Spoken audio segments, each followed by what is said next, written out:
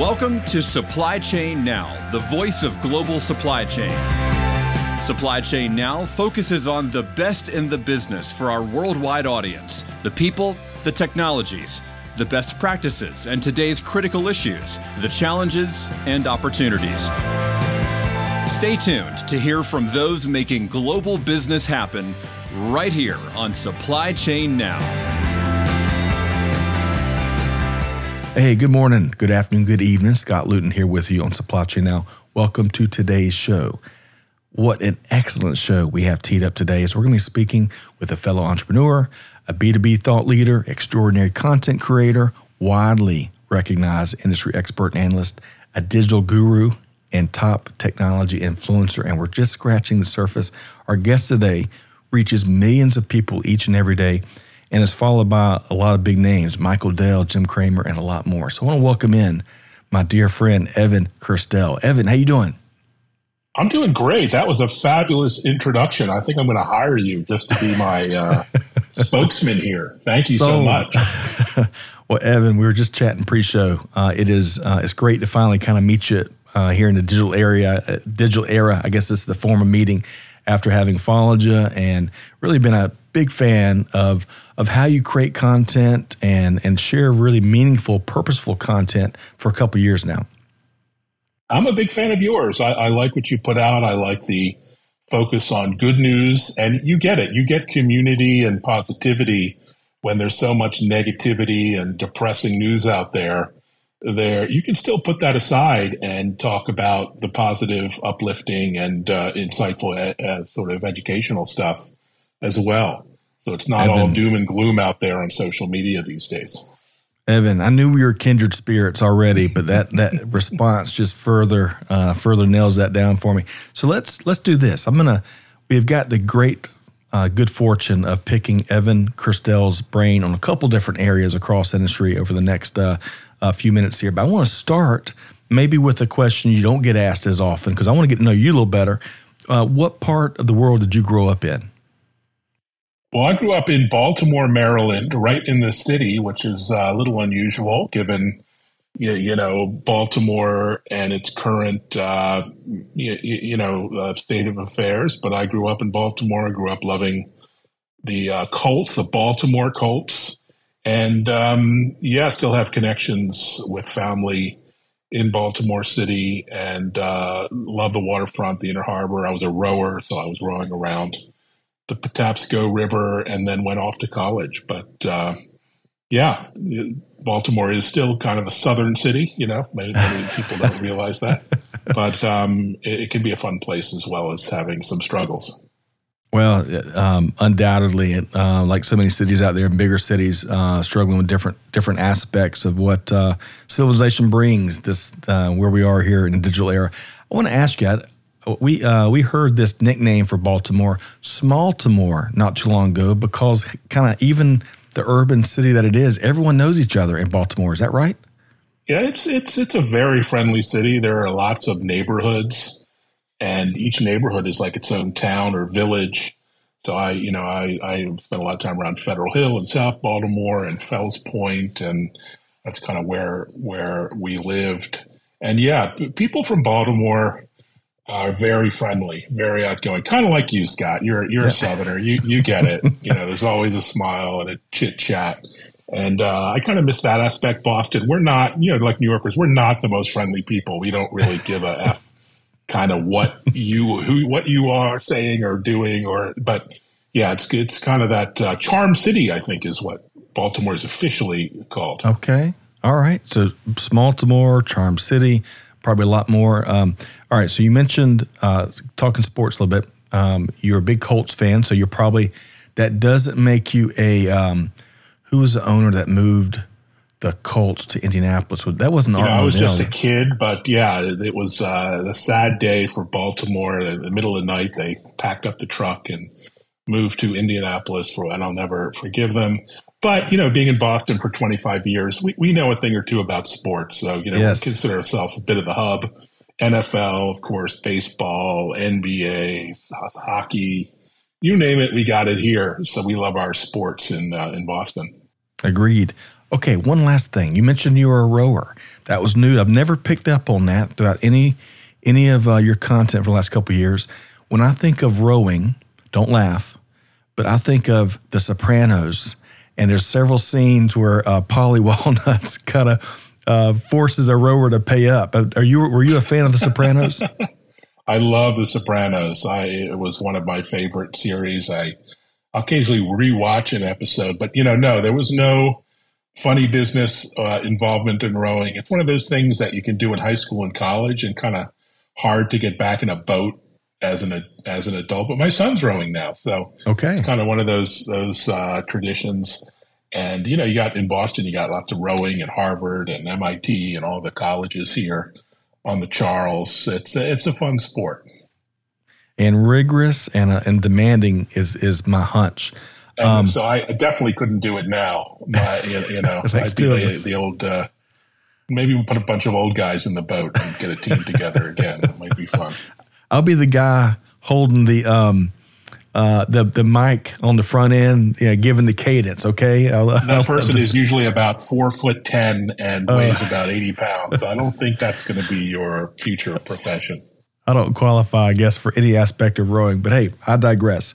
All right. Well, I appreciate you giving us a chance to get to know you a little better before we get into some other industry-related topics. I want to start, I think, for helpful context and background perspective. Let's talk about what you did prior to being an entrepreneur. So what did you do in industry kind of coming up through the ranks?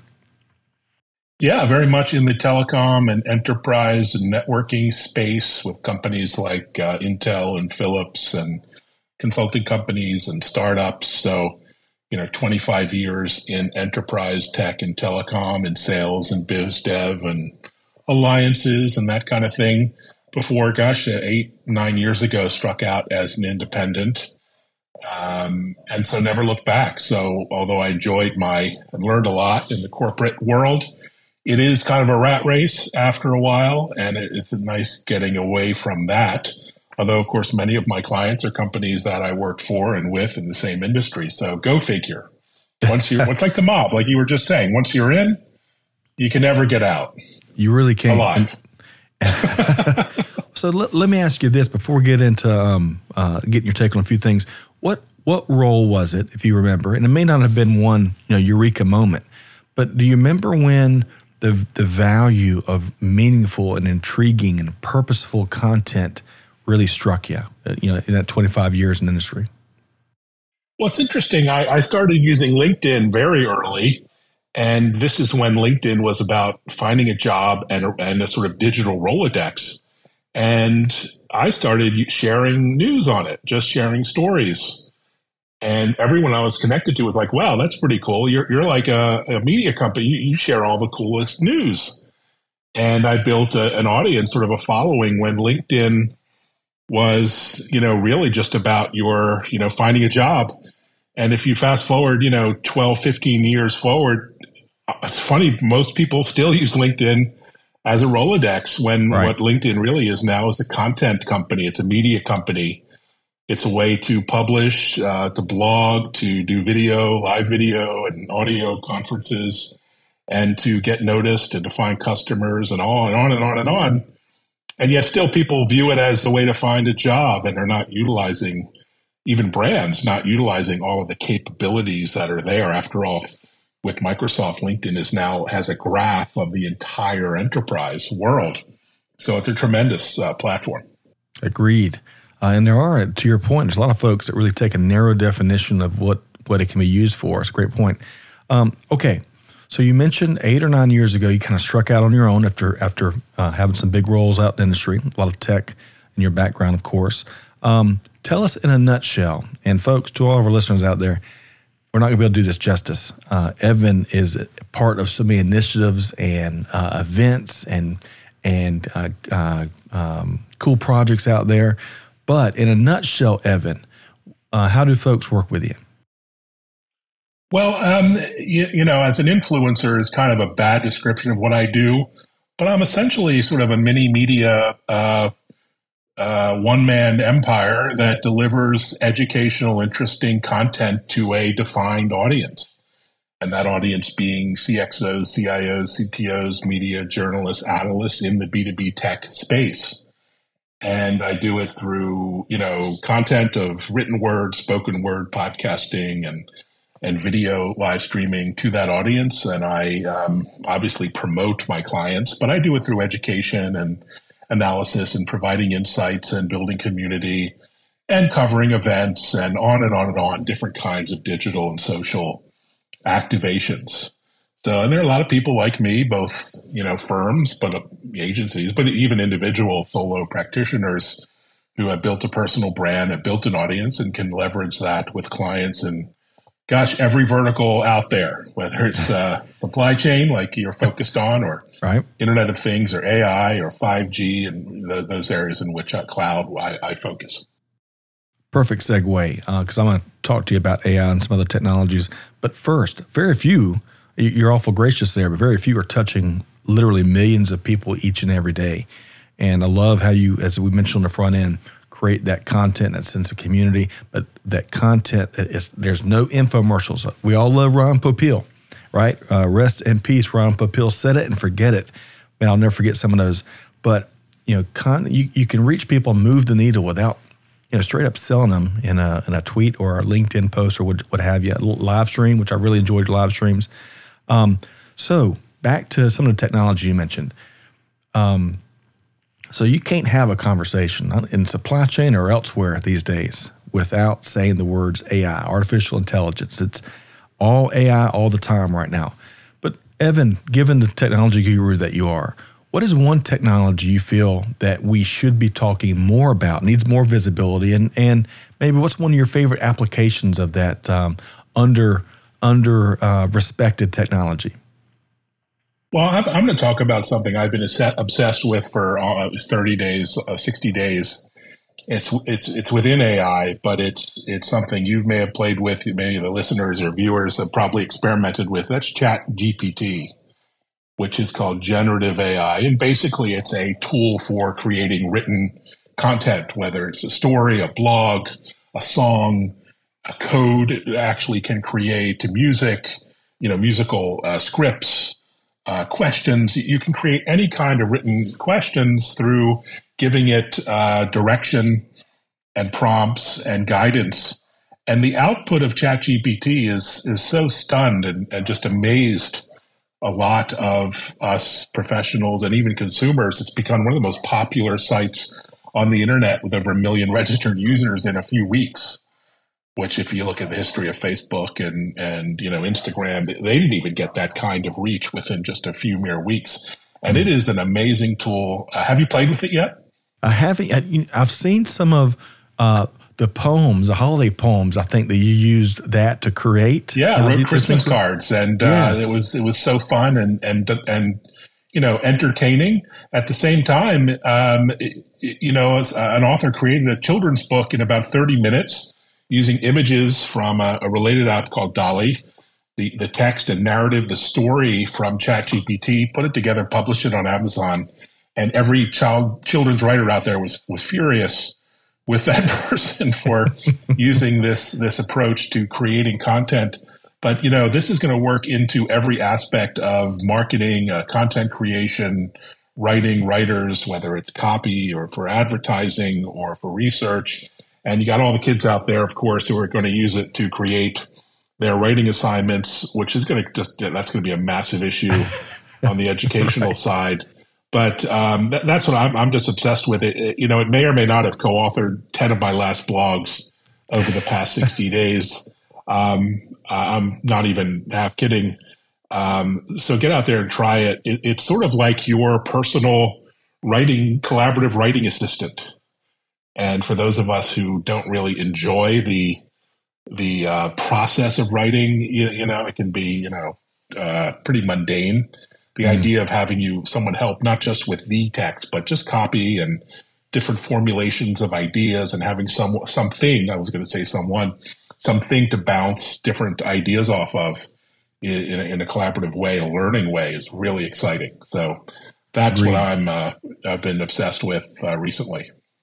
It's interesting. When I was in school, all the teachers were on the lookout for Cliff Notes, right? And I now love it. The yellow books, yes. Right. And now it's all about these things that are going to help students complete their assignments a different way. Okay, so on a related note, technology. So love talking technology with a guru like yourself. CES, big consumer electronics, one of the biggest shows, I think, each and every year. I think it's always in Vegas, but it just took place, last week? Is that right, Evan? Yeah, it was all week for the media as well, and just finished yesterday or Sunday for the general public. And tremendous show, tremendous event. It's really back in person in a major way, and so many exciting things to chat about CES. But one thing that I thought is interesting that I took away was the rise of mobility and last mile delivery and electrification of kind of everything. I mean, everyone's familiar with the electric car phenomenon and lots of Tesla fans out there, but many people don't realize is that all kinds of communication vehicles are being electrified. So whether it's short hop, airplanes for commuters, whether it's boats now, there was a Tesla of the sea kind of thing that looked like a Tesla on the sea that was electric powered. There were full trucks that are electrified. There were ferries now, that were being electrified. And the view there, obviously reducing carbon footprints, but leveraging an electrification network to reduce, emissions, but also fuel costs. It just almost every modality was on display. So that's super exciting. And of course, more EVs, coming to the forefront. Sony and Honda launched a new EV. Obviously, Tesla is the 800-pound gorilla. Right. But, BMW had a new EV on display that actually changed color. It's kind of a separate little cool capability using e-ink technology. The electrification of everything and fast charging in particular, where you can recharge your vehicle, your device, your scooter, your e-bike in minutes versus hours. That was really interesting to see. So depending on the beamer, depending on the mood you wake up in, I guess you can go green or you go blue, or some days. It's very excellent for bank robberies. The description of the getaway vehicle was a white BMW, and of course you change it to black and you get off scot-free. But I don't think they thought through that use case. But if it's not electrified, it's going to be. And e-bikes is a big one as well here in the Boston area. We have lots of bike lanes, and students other kinds of short commuting happening, and really interesting to watch. Agreed. It's fascinating as an industry movement, right? And of course the demand that's there. Two quick comments. And also that short of last mile delivery for supply chain. Increasingly, that will be through an electrified, little robot or maybe a drone, or of course battery powered. So we're seeing lots of ways to get that maybe food order or that Amazon package delivered last mile in a not only a more cost-effective way, but in a less challenging way for the environment. Agreed. We got to give a little love on the Walmart teams, because one of the areas that they're actually a little bit ahead of Amazon is with drone deliveries. We were just talking in recent weeks about they hit 6,000 drone deliveries in the U.S. In 2022. And Amazon still, after a couple mishaps, they relaunched a program in two municipal areas in December 2022. So, but to your point, your greater point, it's going to be fascinating to watch how that does shape not just the final mile of supply chain, but just all our life and journey in general. The other thing about that, Evan, because you mentioned the supply chain behind EV, is the battery industry.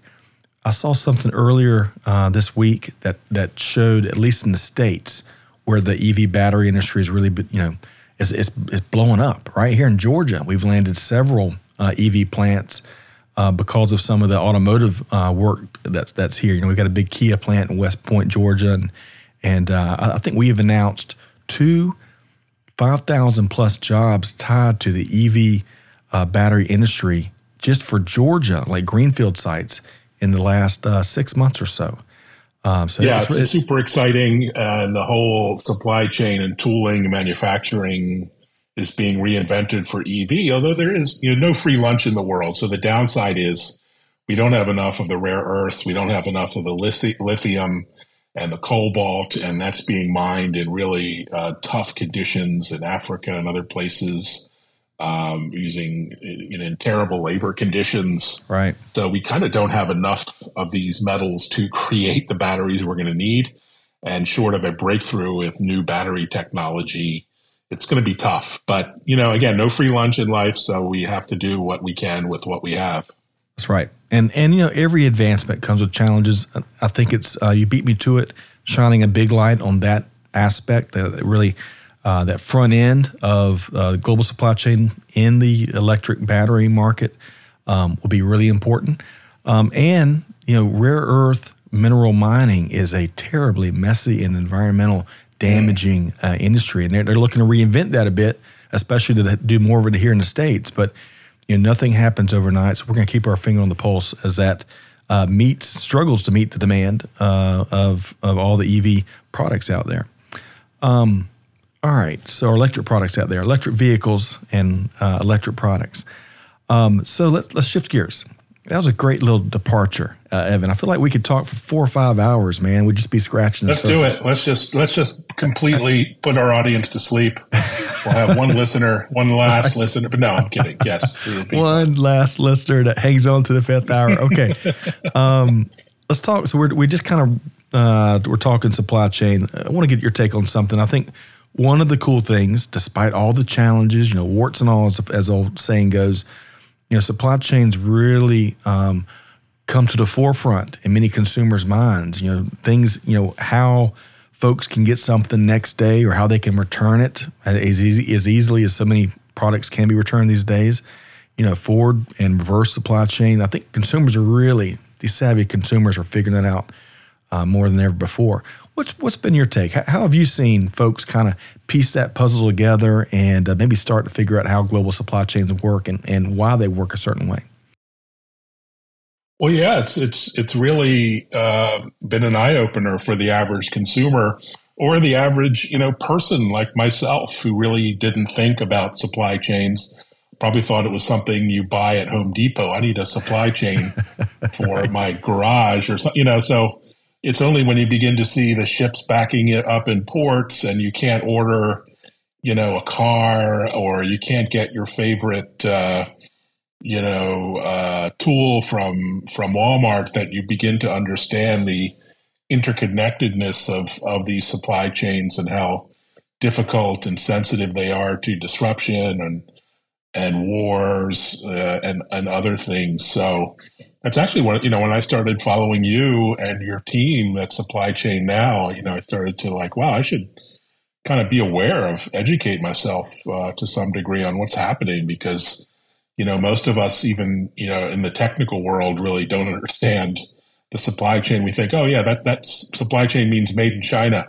Right. That's what, Right. And of course, there's a very intricate and complex world that isn't easily, attributed to one. What was that great story about how to make a pencil? Right. That great video I think you posted, and there's something like 1 million people and 80 countries required to come together to make a pencil, to design, manufacture, deliver a pencil, given the supply chain interconnectedness. So, yeah, no, you've been educating me on this. Well, it's so, as humans, we all make assumptions, right? And I think all of us can get lost in the modern conveniences of the e-commerce age, right? And just come to really appreciate and not really think about when you click a button and you purchase that cart, you're going to expect it in a day or two. And I think one of the silver linings of the last few years, and there's really many silver linings if you go looking, as we both know, is that that understanding and that education that took place, and really, as much as this is going to sound pessimistic, but it's not meant to be pessimistic. You kind of alluded to it earlier. Really, we all found out how fragile global supply chains are. And that realization is going to help us, already has, make changes to I hate using the word resilient these days because everybody uses it, but really make them stronger and more prepared for what's around the corner. As long as these lessons learned that we learned painfully truly stick and we don't forget them, Yeah, it's amazing how adaptable and flexible and resilient, I'll use it, humans are at the end of the day, and how we manage with difficulty and challenges to kind of overcome diverse set of roadblocks. And it's been fascinating to watch, particularly on the semiconductor side, where we've had such challenges, but we see some light at the end of the tunnel there. Agreed. And the human element is one of my favorite parts of not just global supply chain, but global business, because that's in this ever-growing, more technology age we're in. It's fascinating and intriguing. The humans that power things forward. I love those stories. All right, so let's talk about content creation. We have the opportunity to talk here with Evan Kirstel, who again touches millions of people every day with content across a variety of channels. Listeners, if you're not following Evan on Twitter, you are missing out, let me tell you. So, Evan, for folks that may be trying to up their game when it comes to putting compelling content out there, or they want to become the next Evan Kirstel, what one or two pieces of advice would you give them? Well, I say don't put your eggs in one basket. So what I mean by that is both the type of content as well as the platform. Don't double down on one thing you may be more comfortable with. So if maybe you're a good blogger and you're comfortable writing and you do a lot of writing on your Facebook or maybe your LinkedIn page, but maybe you're not into audio podcasting, you're not into video, you're really missing an opportunity to kind of creatively integrate the different modes of content together. So look at the spoken word, podcasting. I mean, I consume podcasts like all day long and audiobooks. Look at the video word. Some people will watch a 2-minute video. They would never read a 500, 1,000 word blog. They're just not a reader. And so by looking at content across all those paradigms, you're really going to reach a bigger audience. And also don't double down on one platform. Look, I love Twitter. I have all these followers there, but I'm also equally on LinkedIn and Instagram and Reddit and Quora and other places. So these platforms inevitably change, they die, their new ones emerge, and you don't want to be tied professionally or even personally to one platform. And finally, get people off of social media. This may seem weird, but if you're in B2B or you're working for a brand, you don't want people just on your social platforms. You want them to visit your website. You want them to sign up to your emails newsletter. You want them to go to your events in person. You want to, try to capture their contact info, maybe their mobile phone for text updates. And if you're just capturing followers and eyeballs, you're at the whims and mercy of the platforms as and when changes come up. So again, get them to visit your website and not just your Twitter page or your LinkedIn page. Man, $1 billion advice there, and I really appreciate that. And it's not being single threaded. Gosh, going back to lessons we learned in global supply chain, as you're mentioning, right, it applies to social media too. Because being at the whims of the platforms isn't fun a lot of times, right? Yeah, I mean, you can be hacked. You can have your contact info, stolen that way. You can be deplatformed, maybe for something you said, or the platform can die, and you miss the next big opportunity on the latest hot platform. So, yeah, diversity and mixing it up is a great idea. Well said. Well said. All right, I want to shift gears here to some of the what we call it give forward. Here at Supply Chain Now, you do a lot of it. Mentoring, from what I gather, is and have seen, is very important. Something you hold near and dear to your heart, Evan. You've been a volunteer mentor for years, I believe, right? So I want to ask you. We're going to pick some more, get some more advice from you. what is one important piece of advice that you'd offer up to mentors that are just getting started? Yeah, I think, give your advice and feedback selflessly. Don't always expect something in return. Don't look for just quid pro quo relationships. Don't ask for anything. Just give. A lot of what happens these days is so transactional. You give some advice and then you hope or expect or want something in return. You want some outcome or result. And that really isn't what mentoring is about. It's about giving freely, giving of yourself and your time without expecting you're going to get some payoff or payout or, attention or, even necessarily, just tons of gratitude. You just give for the sake of giving. It's sort of a karmic kind of thing, and hope that it comes back to you in spades. And it makes the whole, when you give without expectations, and whether you're mentoring or doing anything else, it really makes things easier, doesn't it?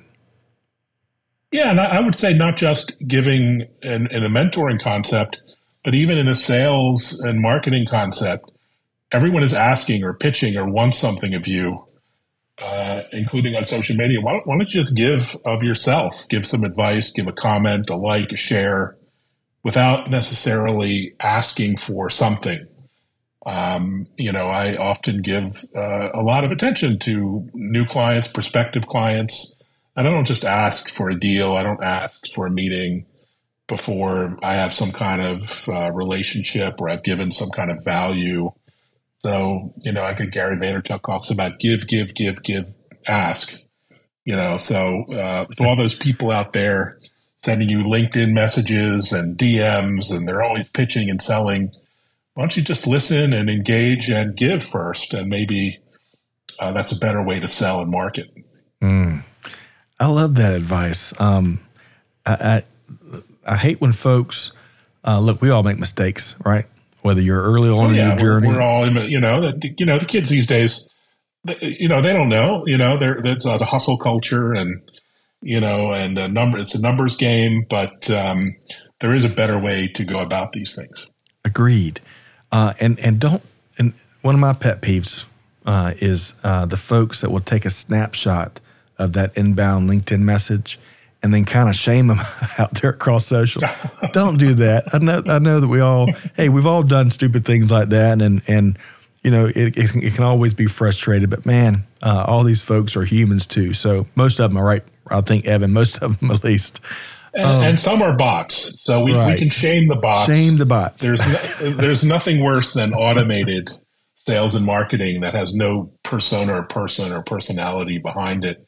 And I think back to our original chat about ChatGPT, you're going to see very human-like bots over the next weeks, months, years that are going to surprise you on the downside, whether it's for cybersecurity, whether Microsoft released a deep fake. I call it deep fake. It's really a text-to-speech engine, so it can sample 3 seconds of your voice and recreate your exact voice with the tonality, the background noise, and just imagine the way that might be used for good, but also for bad. It's a brave new world.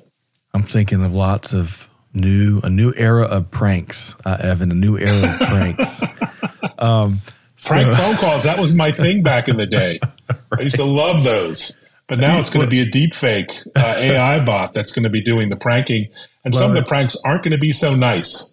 It's going to be, a little old lady giving her bank password to someone she thinks she's talking to, her grandkids, and in their voice. So, yeah. There's going to definitely be dark side of tech. Agreed. And we're definitely not poking fun at that. I see a lot of that on YouTube. There's lots of professional scam fighters, I'll call them, that record their all the calls, and they really seek to educate how, because a lot of the most successful scammers have a certain methodology that's developed over time, and it's entertaining, but also it's depressing on one side because they do take advantage of a certain contingent. Where was I? I said prank and changed my whole mindset. I can't remember the platform, but if my mom is listening, I found a website a year or two ago probably where you could program, you just punch in a number that you want one of 50 templates to call. And I punched in my mom and dad's number. And nice son they raised there. Wow.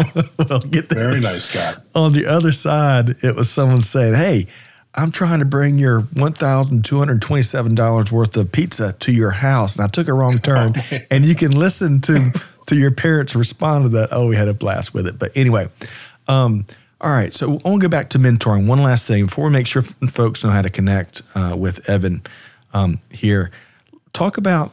I know that all the mentees that you've been part of their journey with have benefited from all of your expertise and your unique and intriguing view and perspective on this journey we're on. But what's one way that you think you've benefited from all of your mentoring? Well, I think it's just been connecting with great people. I mean, you never know who you're going to meet, whether it's a hackathon or a digital event or an in-person event where you're, giving away some of your insights and value maybe for free, and or it's an online, a Twitter chat or a podcast. You just never know who you're going to meet, and some of them might be best friends, they might be clients, they might be collaborators. So by putting yourself out there and not just watching Netflix or hiding behind a screen, you're sort of creating opportunities that you can only imagine. I met the best people on social media in that way, including people like yourself, Scott, and so many others. But you do have to, put yourself out there and to make yourself visitable and vulnerable to some degree. But the payoff, can be huge. Yeah, well said. Love that. Okay, I knew this time would fly by, and I wasn't kidding about the 5 hour. We're going to take 4 hours, really. It was 4 hours long. That's amazing. That last listener was saying uncle, so we better let them go. Okay, we'll give up. So I know there's a ton of different ways. You've mentioned all some of the channels out there that folks can find you on, but before that, what's up with tech? I love the newsletter. That was one of the first things that you put out there that really hit my radar. Whenever I think of your newsletter title, rightly or wrongly, I think of that skit on Saturday Night Live. That's what it's all about. What's up with that? Yes. What's up with that? Right. I love that guy. What's his name? I can't even remember his name. He is hilarious. So, it really is. I kind of co-opted that name, and hopefully I won't get sued. Well, newsletters are great. I mean, everyone's talking about social media. Well, it's old is new again. Newsletters are back. Blogging is back. Having a website. All these things have not gone away. So marketers, I hope you're paying attention. Yeah, no kidding. And so what's up with tech? That comes out every week, right? Every week when I get around to it. Otherwise, follow me on Twitter, and we'll sure to engage there. Wonderful. Well, Evan, a pleasure. And this is not, I'm not saying this for the sake of the podcast and sake of this interview. I really admire how you do things. We're talking those digital relationships, on the pre-show. You're very genuine, and it comes across digitally, and it comes across in this kind of forum, especially. And I appreciate that. Actually, it's all ChatGPT. It's not me at all. It's just complete fake. Man, I'm a sucker. No, I'm just kidding. Well, I appreciate what you do. One day there'll be a digital version of myself, and we'll see if I'm as likable as I am in person. Well, hey, we'll stay tuned to that. So, hey, Evan, Kirstel, hey, thanks so much for your time here today. Thanks, Scott. Good to talk to you. All right, folks. Hopefully you enjoyed this conversation as much as I have. I tell you, Evan, I've been following him for a couple of years now. I've had a good fortune of collaborating with him for a little bit here and there, and he is someone not to miss across social media. You'll learn a ton no matter what industry you're in. So check him out, all those places, LinkedIn, Twitter. Check out his LinkedIn newsletter, What's Up with Tech, you name it, and you'll be very glad you did. But whatever you do, folks, Scott Luton here challenging you to do good, to give forward, and to be the change. And with that said, we'll see you next time right back here on Supply Chain Now. Thanks, everybody. Thanks for being a part of our Supply Chain Now community. Check out all of our programming at supplychainnow.com and make sure you subscribe to Supply Chain Now anywhere you listen to podcasts. And follow us on Facebook, LinkedIn, Twitter, and Instagram. See you next time on Supply Chain Now.